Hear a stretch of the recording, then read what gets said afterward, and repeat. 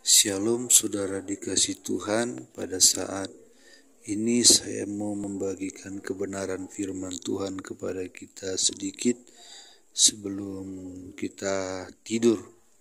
Saudara dikasih Tuhan, kalau saudara mau diberkati lewat kebenaran firman Tuhan setiap hari melalui channel ini, tekan tombol subscribe atau tulisan subscribe di bawah video ini.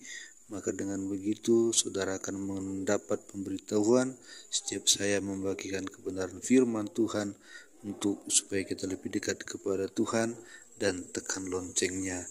Saudara dikasih Tuhan, saya mau membagikan firman Tuhan dengan judul Anak Tuhan Bermental Es.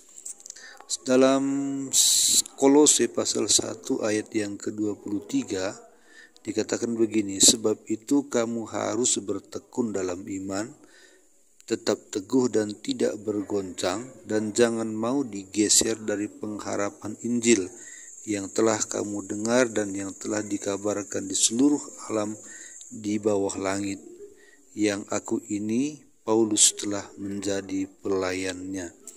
Saudara dikasih Tuhan, firman Tuhan berkata supaya kita teguh, bertekun dalam iman, teguh dan tak tergoncangkan, dan tidak tergeser iman kita dari pengharapan kita kepada Injil ataupun kepada keselamatan.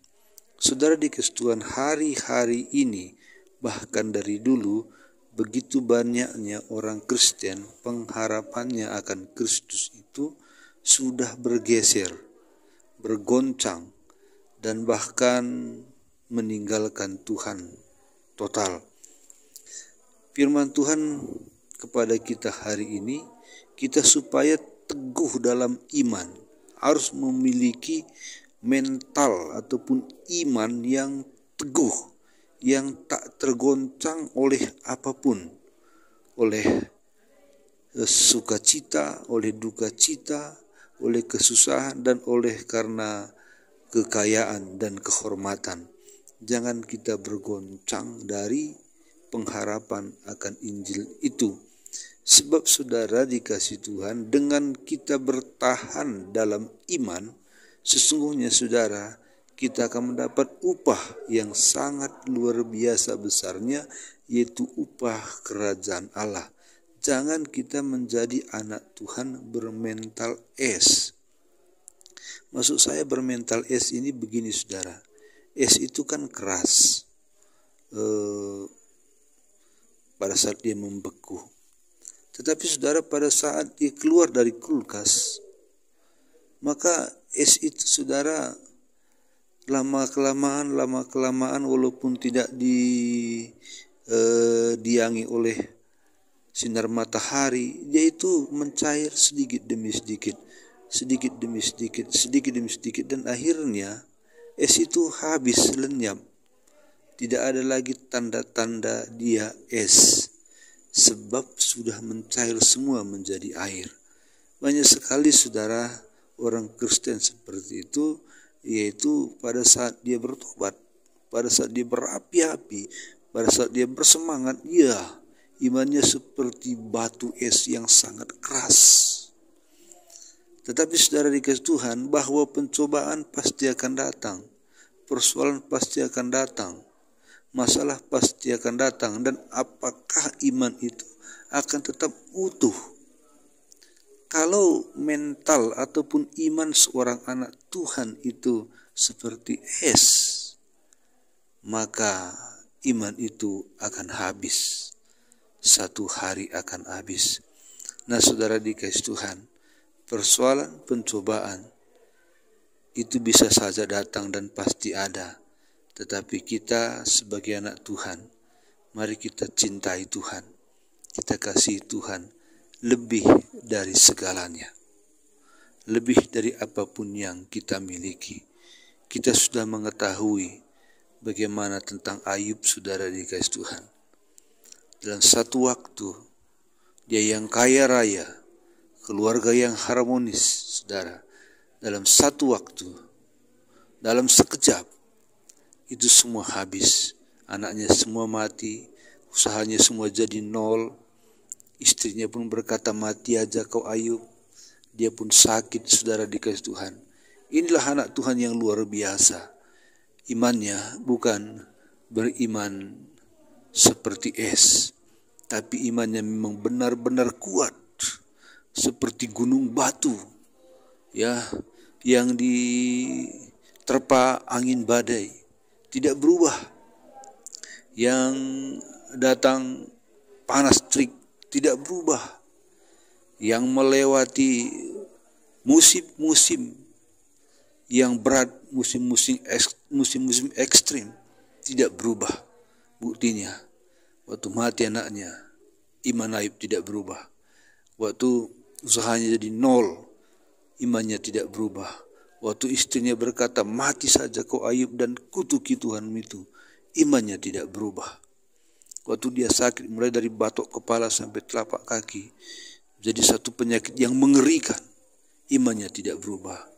Kawan-kawannya semua lari, dan dia hanya tinggal sebatang kara. Istri pun tidak menjadi penghiburan kepadanya.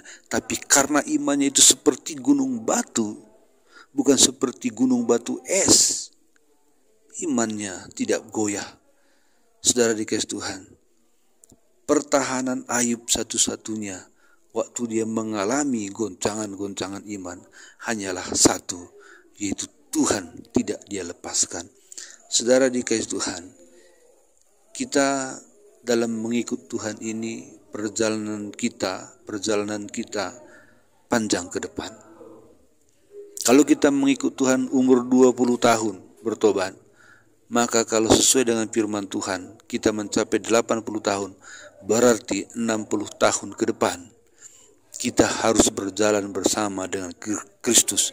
Coba kita bayangkan saudara, kalau 60 tahun ke depan dari sekarang, kalau usia kita 20 tahun mengikut Tuhan, dengan 60 tahun ke depan, apa kira-kira yang akan kita hadapi bersama Kristus, berjalan bersama Kristus?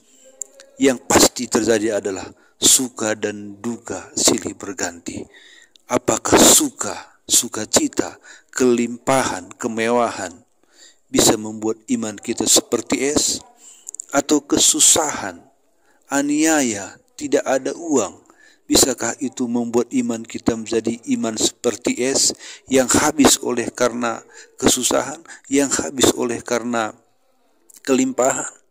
Tentu saudara, kita berharap tidak. Tetapi saudara, ingat, perjalanan kita ke depan akan melewati hal-hal yang sedemikian rupa. Tetapi saudara, firman Tuhan ini berkata kepada kita dalam Kolose pasal 1 ayat 23, sebab itu kamu harus bertekun dalam iman, tetap teguh dan tidak bergoncang, dan jangan mau digeser dari pengharapan Injil yang telah kamu dengar dan yang telah dikabarkan di seluruh alam di bawah langit, dan yang aku ini Paulus telah menjadi pelayannya.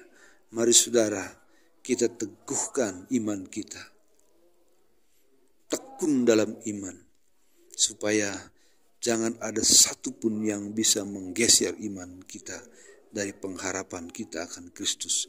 Saudara, kita adalah orang yang paling bahagia karena telah memiliki Kristus sebagai Tuhan dan Juru Selamat kita. Oleh sebab itu, cintai Dia, sayangi Dia, hormati Dia, pegang Dia terus, jangan lepaskan. Inilah menjadi renungan kita pada malam hari ini. Tuhan Yesus memberkati. Amin.